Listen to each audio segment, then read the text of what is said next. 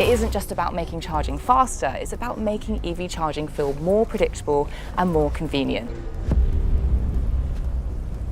BYD isn't talking about a small improvement, they're talking about a completely different level of charging power. BYD just built a battery that could survive 930,000 miles before it needs replacing, and it charges faster than you can fill a gas tank. It doesn't even run on lithium, it runs on salt. So how does a company that used to make flip phone batteries end up changing what an EV battery can even do? Segment 1. The company that wasn't supposed to matter. Rewind to 1995, and the company behind this thing wasn't building cars at all. Wang Chuanfu started BYD in a small workshop in Shenzhen, making rechargeable batteries for phones and laptops, the kind of unglamorous work nobody puts on a highlight reel. Within 5 years, BYD was the biggest nickel-cadmium battery maker on the planet, and a couple years after that, they were the #1 lithium-ion supplier too. Not top 5, number 1. They didn't even touch a car until 2003, and when they finally did, it was a quiet acquisition with zero fanfare, just a small team learning the auto business from the inside while they kept obsessing over the one thing they already understood better than anyone else on Earth: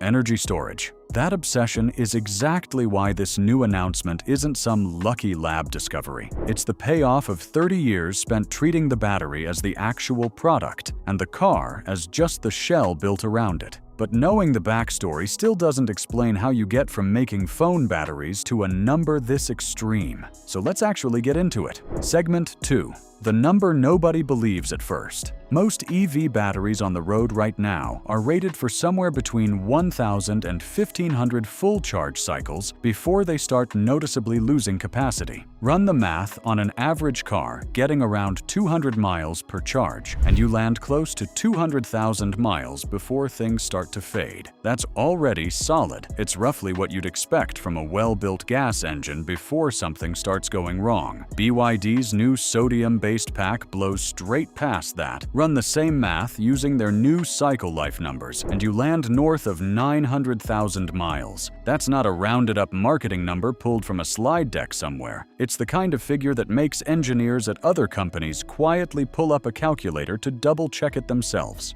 So, is this actually real, or is it just a headline built to get people talking? To answer that honestly, you have to understand what's actually different about the chemistry inside this thing, because the answer isn't lithium at all. Segment 3. Why sodium changes the entire conversation. Here's the twist most people are sleeping on. This new battery swaps out lithium as the main ingredient and runs on sodium instead.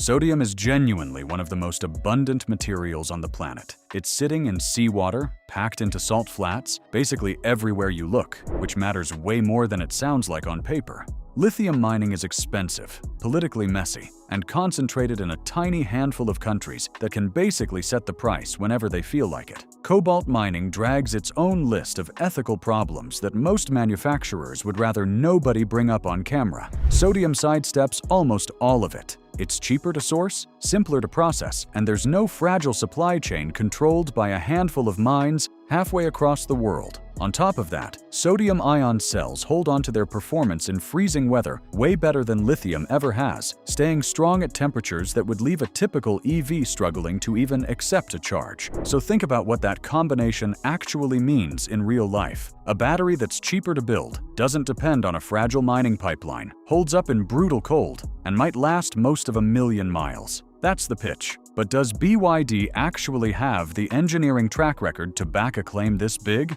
Or is this the kind of promise that quietly gets pushed back a few years down the road? Segment 4. The proof that makes this believable. To answer that, look at what BYD already proved with the lithium-based blade battery, because this new sodium tech is standing directly on that foundation. Back in 2020, BYD completely rethought how a battery pack gets built. Instead of stacking cells into modules and then stacking those modules into a bigger pack, they slid the cells straight into the pack like blades sliding into a drawer, cutting out a whole layer of complexity and boosting space efficiency by around 50%. Then came the test that made headlines everywhere in the industry. the nail penetration test, where engineers drive a steel nail straight through a fully charged battery to simulate the kind of damage you'd see in a serious crash. Most batteries subjected to that test smoke, swell, or catch fire outright. BYD's Blade battery barely changed temperature. No smoke, no fire, nothing. That single test flipped the entire conversation around EV battery safety almost overnight, and it's the reason competitors are still trying to reverse engineer something BYD quietly solved years ago. So, when a company with that track record puts a 930,000-mile number on a brand new chemistry, that's not a company throwing darts in the dark. That's a company that's already shown it can back up outrageous claims with real testing. Which raises the next question. If the battery lasts that long, what's the point if you're still stuck sitting at a charger for 40 minutes every time you need a top-up? Segment 5. Charging faster than you can pump gas. This is where things get genuinely ridiculous. BYD's flash charging system takes a compatible car from 10% to 70% in about 5 minutes. Leave it plugged in for 9 minutes, and you're sitting at 97%. Even in a brutal cold, somewhere around minus 30 degrees Celsius, that same charge from 20 to 97% only takes about 12 minutes. For comparison, most fast chargers people actually plug into today deliver somewhere between 150 and 350 kilowatts, and Tesla's newest superchargers max out around 250. BYD's system runs at up to 1,500 kilowatts, several times more powerful than almost anything sitting at a public charging station right now. So really sit with what that combination actually means. A battery that could survive close to 1 million miles, that charges nearly as fast as you can fill up a gas tank, and that doesn't rely on a material tangled up in a fragile global mining pipeline. At what point does this stop sounding like an electric car with trade-offs and start sounding like it's just objectively better than gas in nearly every category people actually care about? And if that's true, why isn't every other car company already doing this? Segment 6. Why everyone else is scrambling. Here's where it gets genuinely uncomfortable for pretty much every other automaker on Earth. BYD doesn't buy its batteries from an outside supplier the way Tesla leans on Panasonic, or the way Ford and GM depend on suppliers scattered across a dozen different countries. BYD makes its own batteries, its own motors, and a massive chunk of its own chips, all under one roof. That means when they roll something like this out, they're not waiting on anyone else's factory schedule or handing over profit margin to a middleman. They can move this tech from a lab into actual production almost immediately, which is exactly why CATL is racing to get its own sodium-ion cells into passenger cars before the year is out. Toyota's been chasing next-generation battery breakthroughs for over 2 decades and keeps quietly pushing its own timeline back. Samsung and LG are both deep into their own versions, mostly aimed at premium vehicles for now, not the mass market. But almost none of those companies have what BYD has, the manufacturing scale to take a lab breakthrough and shove it into millions of cars within a couple years instead of a couple of decades. They're already the largest EV seller on the planet by volume. They're expanding into more than 90 countries, and every single time they drop a number like this, it forces the rest of the industry to react instead of set their own pace.